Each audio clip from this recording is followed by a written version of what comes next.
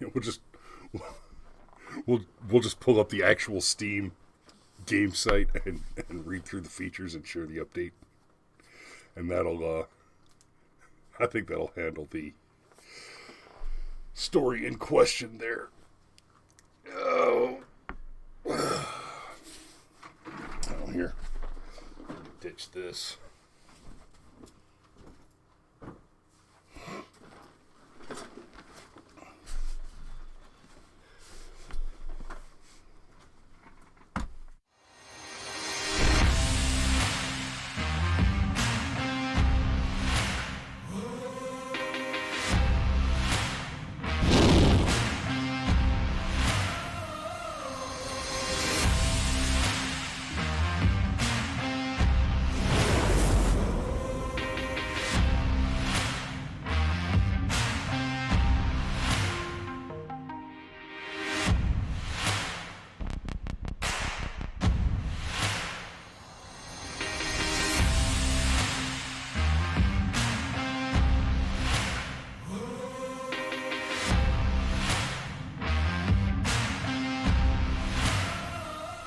And good morning. Good morning.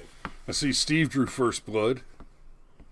And to be clear, guys, some of you get in the chat before we actually go live. So when I say you drew first blood, you're the first one that we get to see. Because if you're there before we are, then, well, you just don't count because we don't get to see you. Fair enough. So it's Taco Tuesday. What are we going to taco about? Well, we're going to talk about three things. It's going to be kind of a potpourri kind of show, but there's sort of a unifying theme, which is too good to be true. Fair enough? Fair enough. Okay.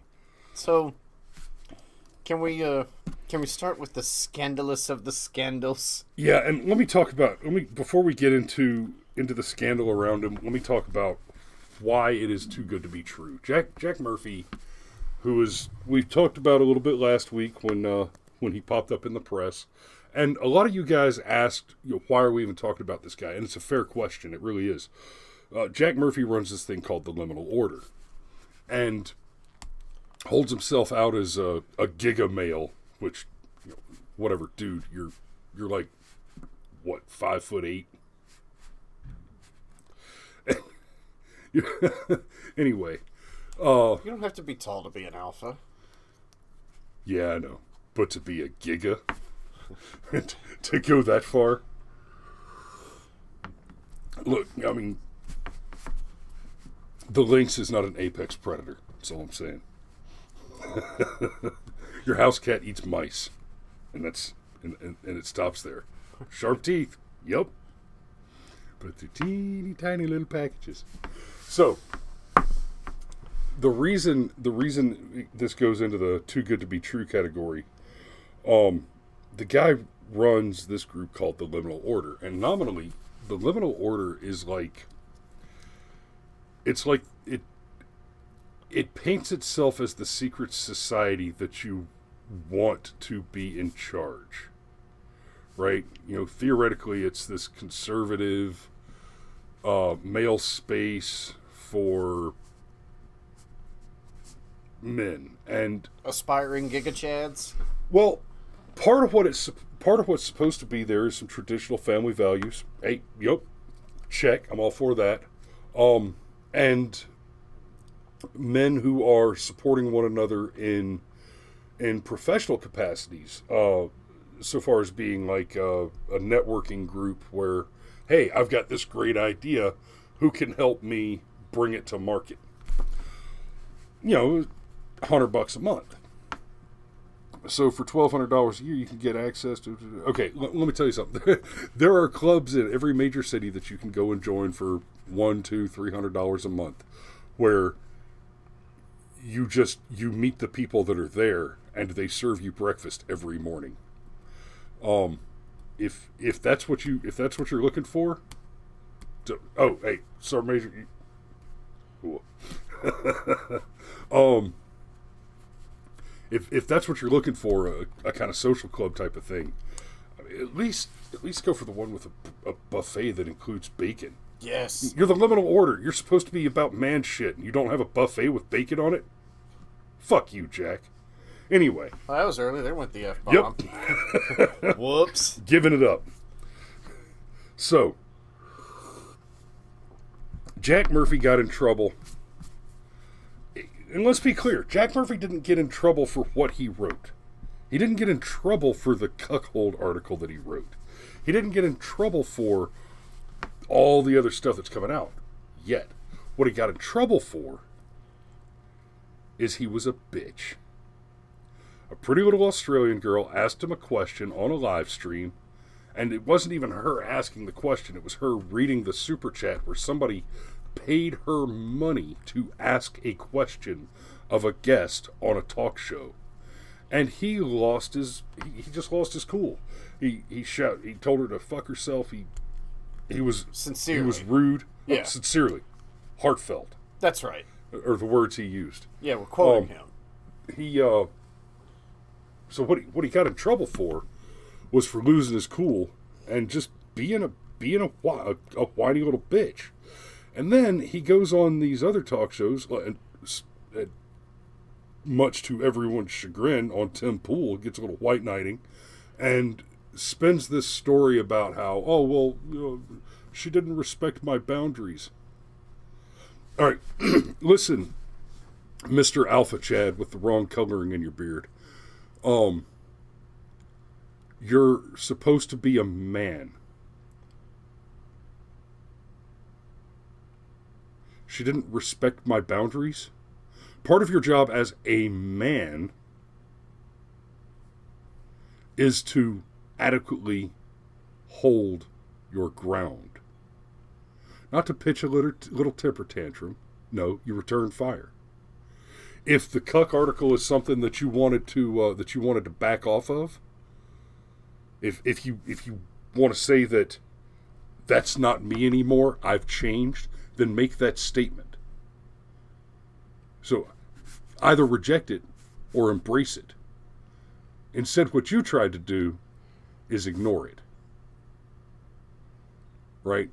So you either pay your debt or you welch on your debt. There is not a middle ground. You know what the middle ground is? It's the third way. Yikes. Or right. Stop.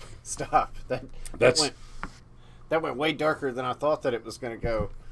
Speaking of dark, go ahead.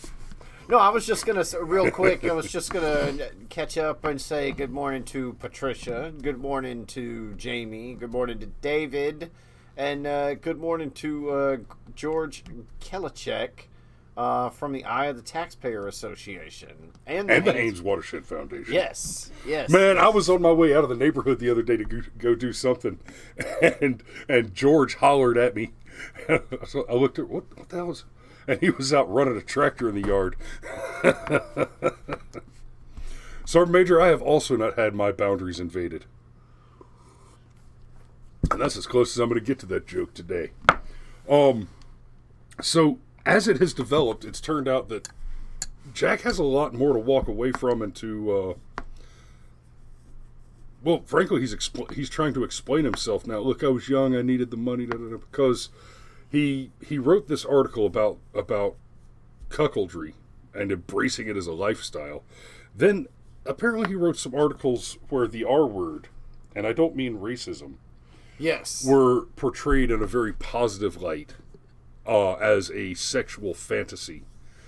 And then it turned out, well, he literally did a bunch of gay porn. And... Look, you do you. And apparently in this case, literally. But, quite literally. But you're ashamed of your past. So own that. Look, I made some mistakes. I did some things I'm not proud of. And I'm trying to do better now. There's a lot of grace in the world to get past some of that stuff. But instead, you decide to attack a young lady who is quite popular. I mean, Sydney Watson, she's a popular young lady, and she's sharp, and by all accounts and all visual availability, she's a sweet kid that's a little naive, but very conservative. Came over from Australia and is absolutely in love with liberty and America and the Constitution. And then the super troll. This may be the best troll I've ever seen. And there's so much wrong here and so much funny here. Here we go. I'm just going to show you the game page, guys. Here we go. There is a video game. That is not the game page. Oh no, yes it is. No, it's not. Oh, that's not. You're right. Everything went wrong. I can fix that. There's the game page. That's the game page. Okay, so there's this video game called Cuckold Simulator. Life as a beta male cuck. This is not a joke. This is an actual game that's available for purchase on Steam. And apparently it was released on May 1st, 2021. So this is a new game, a relatively new game. It's from wow, last year. It came out on your birthday. I wasn't going to say that on air. Well, it's true. It's also data. You've talked about your birthday on air. A bit, on occasion. Anyway, so it's a game where you play as a cuckold. And people pay for this. People pay money for this. How much are they paying for this? Oh, $3. Okay, so they don't pay a lot for this, but still. Cuckold Simulator, the exciting new game where you can play as a cuckold. That is his name. In his day-to-day life. Work your job at Globo Corp to make money. You can give all your hard-earned money to the bull. Browse your favorite websites, such as Reddit. Wow, there's a jab. Right. If you're a cuckold, your favorite website is Reddit. Your fat wife will verbally abuse you. Become emotionally attached to children that are not biologically yours. Guys, it's rough. And here it goes. Update. New character, Jack Goldman. And there's the picture. It's clearly supposed to be Jack Murphy. Right. They couldn't call him Jack Murphy. They had to call him Jack Goldman for legal reasons. But right. We know. We get it. We get it. So Jack Murphy's real name is John Murphy Goldman. And that's something that he freely admits to. You know, I'll give him credit there. He's gotten a lot of pushback on, oh, well, you just picked a cool name because, well, people do it all the time. I get using a nom de plume. You know, he wrote articles under a pseudonym. Now, given the articles that he wrote, I'm not surprised he didn't want to use his real name. But Jack's manly beard cosmetic item has been added. Night 7 Nintendo Snitch game has been added. You could buy it at GameStart. GameStart.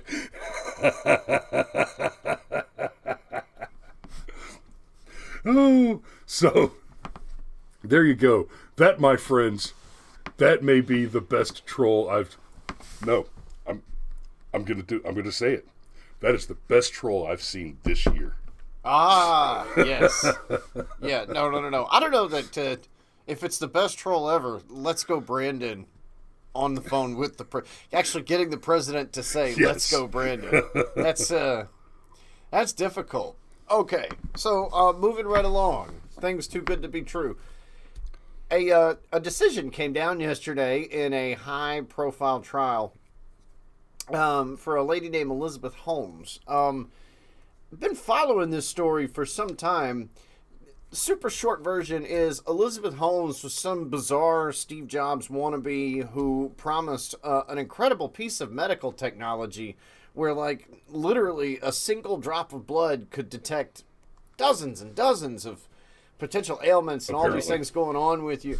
And it was amazing technology. I mean, like, jaw-dropping, throw money at it technology, because if a single drop of blood can determine all these potential ailments, and it's gonna do it incredibly quickly, like right there in the office. Like this was like Star Trek level technology. Yeah, like you put your finger on a pad and it gives you a little prick, and then instantaneously you've got all this data running up on the screen. I mean, it's just.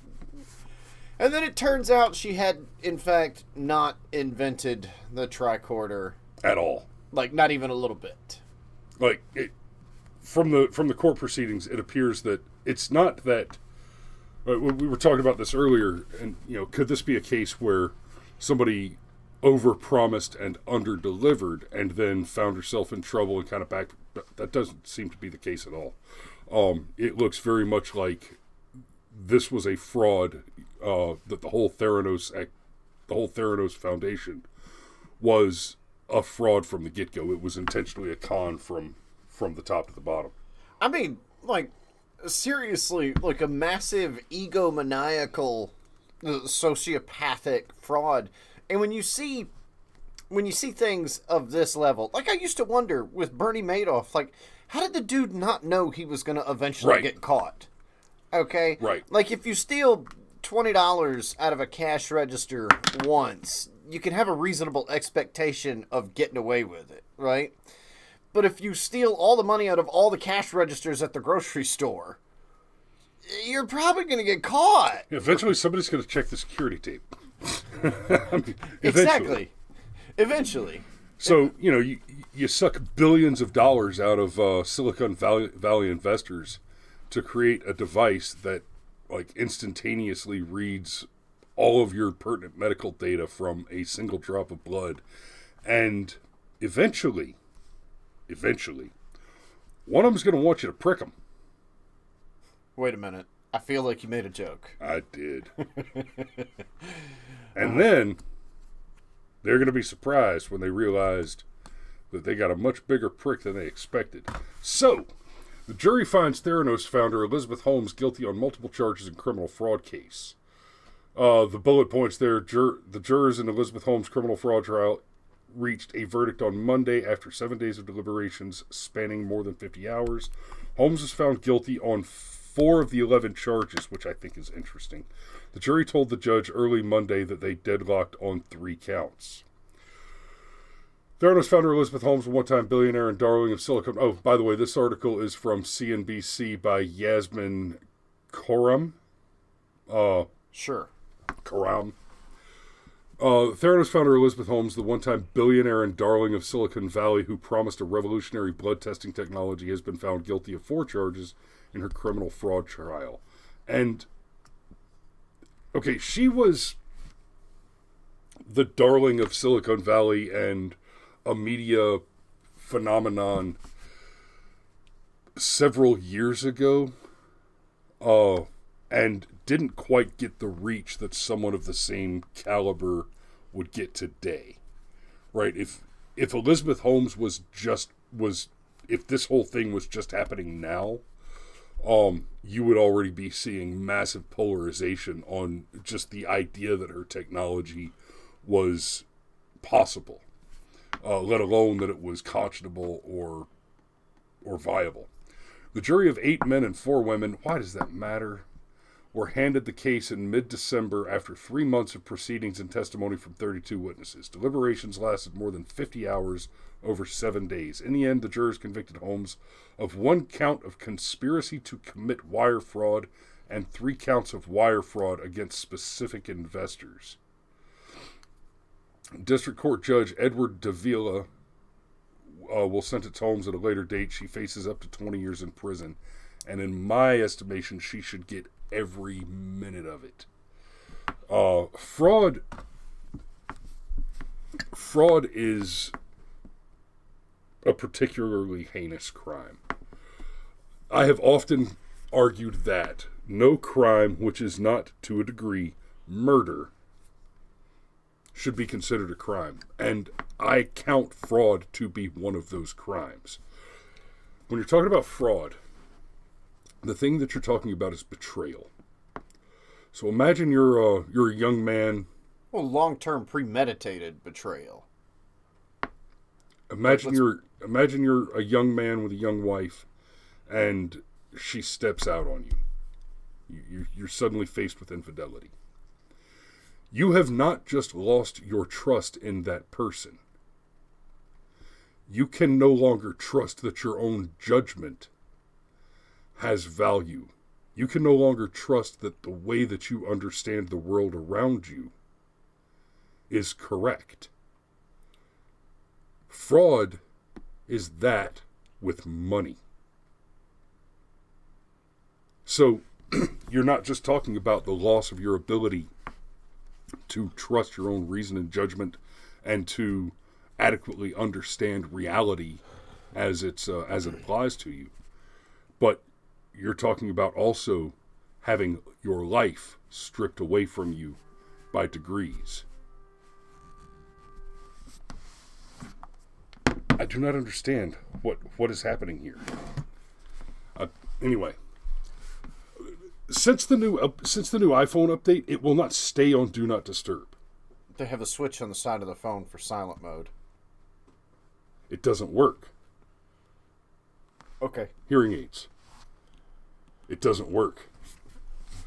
Oh, forget about the hearing aids. Anyhow, I don't mean to derail you. Fraud is that with money, though, and when we're talking about and what Dad says right here, everybody knows that crime doesn't pay. Well, it doesn't pay the taxes anyway. Yeah, and apparently the IRS is asking for you to declare your illegally gotten money. Like, oh my God, fair tax. If all taxes are abolished except for a voluntary consumption tax, then the criminals will pay taxes the same way the rest of us do. yes, It is possible to tax crime. It's also possible to guarantee that the rich pay their fair share because Yes. they'll pay the fair tax on yachts. And the best way to do it is to only collect that voluntary consumption tax. See, but to go back to the thing with Elizabeth Holmes, okay, first of all, again, and keep it with the theme, if it sounds too good to be true, it probably is. And at some point in time, and that's the thing that got her popped here, people started wanting demonstrations. It's like, okay, he doesn't have the article pulled up anymore, but just some of the numbers. It's like Holmes raised over $945 million from high-profile investors, including Betsy DeVos, Rupert Murdoch, and the Walmart founding Walton family. Theranos at its peak was valued at $9 billion. That's an impressive figure, okay? And all power to it, except, it never worked. And not only did it never work, it never even came close to working. Like, we're not exaggerating. Like, literally, you were going to prick your finger and some Star Trek level technology was going to be able to give you a damn near complete medical profile, which would be huge, okay? It would be awesome if you could go to the doctor and just go boop, and that's it. They know everything they need to know right there from a blood test in minutes. And yeah, it was too good to be true. So, there was stuff going on where she would bring investors into the facility, and they would get the finger prick, and then under some there would be some pretense like, well, at this stage of development, we still need a little more volume of blood, and it still takes a little bit longer, and somebody but they'd have the device set up. Mm-hmm. And there's a lab tech standing, hiding while they say, now, oh, yeah. While we wait, we're going to go over here for some refreshments, and we're going to talk about, while the lab tech's grabbing it and running it back to, like, the whole lab to do the whole testing series that you usually have to send it off with. Fast as they can. Yeah, just as fast as they can get it done. And in all fairness, comparing her fraud to the actual medical industry, a large piece of what you're waiting for when you're waiting for lab results to come back is for your sample to get its turn in the lab processing, because you've got so many doctors and hospitals sending their test samples to a handful of labs, and they have to process them all. So she was able to create that illusion of rapidity by setting up a lab that was handling only her fraud victims' lab tests and able to kind of move the lie a little further down the road that way. That was part of the fraud that she got caught in. Yeah, I've been following this chick for years now, and I can't say that I'm surprised we've arrived at this point where she's frankly in really, really, really deep shit. Because this type of fraud, like, you reach a certain point where, and anybody with kids will know this, like, sometimes you'll catch your kids doing something and then they'll lie to try and cover it up. But if you press your child, you eventually reach a point where they go, yeah, okay, I took the cookie from the cookie jar and I was scared to tell you because I didn't want to get in trouble or whatever. They come clean. This type of fraud, especially when she started to get pushback, this was her opportunity to come clean. It would have been humiliating, and she might have even still faced criminal charges as a result thereof. But she wouldn't be staring down the barrel of 20 years in prison. Which means, and this is why we think she's some kind of egomaniacal sociopath. To think that you could just continue to get away with this, that you're going to pull these, like, elaborate scams where, you know, you'd have investors come in and you'd say, well, you know, we're still at the opening stages and we need a slightly larger volume of blood. And, you know, you didn't just, like, tell a lie. You told a lie and then another lie and then another lie and then another lie and then another lie and continued to take people's money. Oh, I just need $1 million more. Oh, I just need $1 million more. Oh, I just need $1 million more. Like this right here, Shank, the one of the prosecuting attorneys, reminded the jury that Holmes's own employees repeatedly told her the technology simply didn't work, but she kept raising money on false claims. Okay, and I need to wrap it up, but because I've got a contract to get to. But have you watched Space Force? The Netflix show? Okay. Sorry, Major, I know you did. If you've watched Space Force, there's an episode in Space Force that is basically lampooning this situation where this tech genius chick, and she's even a tall blonde. Does she even speaking like a... Yeah. And she has this magic, clean burning rocket fuel that she's trying to sell to the government, and she gets busted on that. And that's definitely it's kind of a dig on this. So, but I gotta call it because I need to put pants on and go do work. No.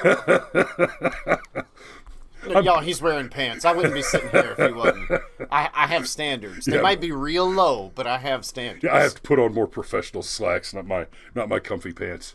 So y'all be safe out there. We'll see you tomorrow morning. Love you, and that's a wrap.